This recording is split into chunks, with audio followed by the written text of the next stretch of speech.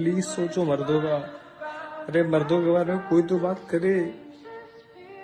जैसे ही मैं चला जाऊंगा सब कुछ ठीक हो जाएगा। मेरे जाते ही सब कुछ ठीक हो जाएगा। तुम मुझे जाने दो। बस इतना मैं कहना चाहता हूँ कि मेरे माँ बाप को बिल्कुल टच मत करना। Don't touch my parents. Do not touch my parents.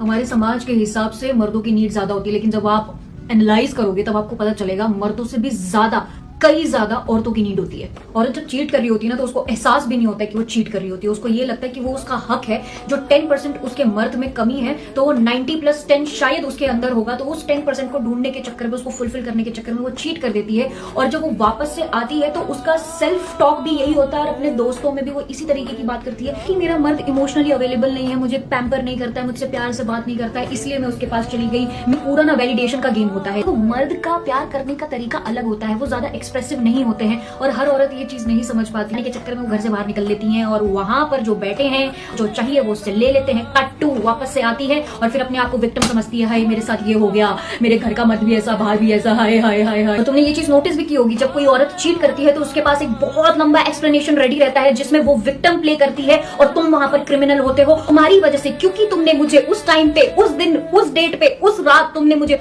हग नहीं किया, मुझे प्यार से नहीं बुलाया, इसलिए मुझे उसके पास जाना पड़ा।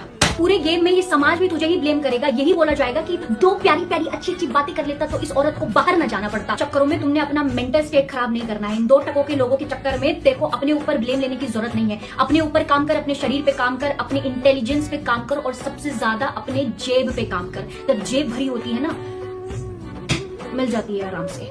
आपका निकिता शर्मा। अभी क्या हुआ? अभी मेरे पति की डेथ हुई है, सुसाइड किया उन्होंने, और वो मुझे मेरे घर पे छोड़ के गए थे जिस दिन उन्होंने सुसाइड किया था। और मैंने वीडियो देखा है उनका।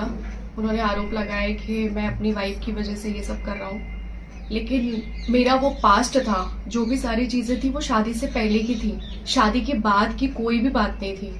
और ये वाली बात सुन के, वो ड्रंक भी बहुत करते थे, ये वाली बात सुन के उन्होंने हल्ला मचाना स्टार्ट किया, अपने आप को हार्म किया। 2 बार 3 बार फांसी लगाने का ट्राई किया। मैंने 3 बार बचाया उनको, फांसी का फंदा काटा है उनका, बचा के मैं उनको आगरा लेके आई हूँ, और वो मेरे को खुशी खुशी घर पे छोड़ के गए हैं, और उसी रात में उन्होंने वो सब कर लिया है। मुझे भी मारते थे, मुझे भी गुस्से में ड्रंक करके धक्का मुक्की, हाथ काटना, सारी हरकतें करते थे उस टाइम पे वो ड्रंक करने पे। तो ये सारी बातें गलत है कि लड़की की नहीं सुनी जाती है। एक बार आप मेरी भी तो सुनो। आपने वहां पे सारी बातें सुन ली हैं, एक बार मेरी भी तो सुनो, मैं क्या बोलना चाह रही हूँ। अभी सोशल मीडिया पर भी वीडियो उनका वायरल हो रहा है जी। वो आरोप लगा रहा है कि सरकार जो है लड़कों की नहीं सुनती, लड़कियों की सुनती है जी। आपके साथ और क्या क्या हरकतें की उन्होंने? मेरे साथ उन्होंने मारपीट करना स्टार्ट किया था। आपने कभी कहीं किसी से शिकायत की? मैंने उनके मम्मी पापा को बताया था कि मानव ड्रंक करके अपनी ये सारी हरकतें करता है, आप दोनों में से कोई एक लोग यहाँ होना चाहिए।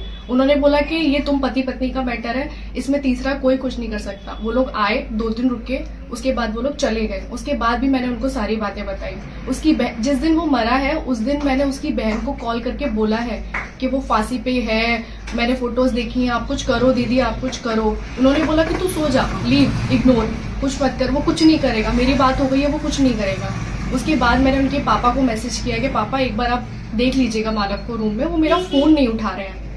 तो और मैंने उनकी दीदी को बोला कि मैं पापा को बता दूं, उन्होंने बोला पापा को कुछ मत बताना। उससे पहले भी उनका मेरा कॉल आया कि मेरे पापा को कुछ मत बताया कर, कोई भी इशू हो मुझे बोल। इसलिए मैंने रात में उनको कॉल किया। मैं चीख चीख के बोल रही थी कि वो कर लेंगे, वो कर लेंगे, बट मेरी किसी ने नहीं सुनी। अभी ससुराल पक्ष के लोगों से बात की आपने? नहीं, मैं उनके घर पे गई थी जिस दिन मानव की डेड बॉडी आई थी। उस दिन सब कुछ होने के बाद में मैं हॉस्पिटल गई, उनके घर पे गई। जब वो डेड बॉडी उनकी चली गई, उसके बाद में उन लोगों ने मुझे बोल दिया कि तुम अपने घर पे जाओ। उसके दूसरे तीसरे दिन बाद उन्होंने हम लोगों को घर में घुसने ही नहीं दिया। बोल दिया कि तू जा यहाँ से, तूने मेरा बेटा खा लिया। सारी उल्टी सीधी हरकतें, बदतमीजी करी। और जिस दिन मैं उनके घर पे गई थी, उन्होंने मेरे को धक्के मार के अंदर बोला है, अंदर भगाया मुझे उसकी दीदी ने। मैंने सेक्स भी किया। मैंने मानव को अभिषेक के बारे में शादी से पहले बताया था, बट सेक्स हुआ है ये कभी नहीं बताया था। ये शादी के बाद बताया, वो भी उसकी कई बार पूछने पे, क्योंकि मैं डर गई थी कि मानव को खो ना दो। उसकी लाइफ में आते ही मैंने सबसे सारे कांटेक्ट ख़त्म कर दिए। मेरे मामा, उसने भी मेरे साथ ज़बरदस्ती की, जो कि बहुत गलत था। मुझे पता है मैंने बहुत सारी गलती की है, मानव को झूठ बोला, नहीं बताया, बट सिर्फ इसलिए कि कहीं हमारी शादी पे कोई बात ना आए, हमारी शादी न टूट जाए। इतना होने के बाद भी मानव ने मुझे कभी हाथ नहीं किया, कभी हाथ नहीं उठाया, और मैं उसको बहुत प्यार करती हूँ। गलती के बदले वो मुझे जो भी पनिशमेंट देगा मुझे मंजूर होगी, क्योंकि हाँ मैंने गलती की है बहुत बड़ी, उसके बार बार पूछने पे भी ना बता के, बट वो मेरा पास था। मानव के साथ रह के मैंने कभी किसी लड़के को देखा तक नहीं है, ना ही अब किसी को लाइफ में लाना चाहती हूँ। अब मेरी लाइफ का सब कुछ मैंने मानव को बता दिया और मुझे अपनी गलती बहुत फील हो रही है। मैं सब कुछ करने के लिए रेडी हूँ। जब शादी की बात स्टार्ट हुई तो मानव के पापा ने कोई दहेज नहीं मांगा मुझसे, किसी भी तरह की कोई डिमांड नहीं की। सब बहुत अच्छे लोग हैं, बस मैं ही लाइफ नहीं हूँ। और अगर मुझे भी कुछ भी होता है या कुछ भी होता है तो इसमें किसी की कोई रिस्पॉन्सिबिलिटी नहीं है। मैं जो भी करूँगी सब अपनी मर्जी से करूँगी। I am sorry Manav.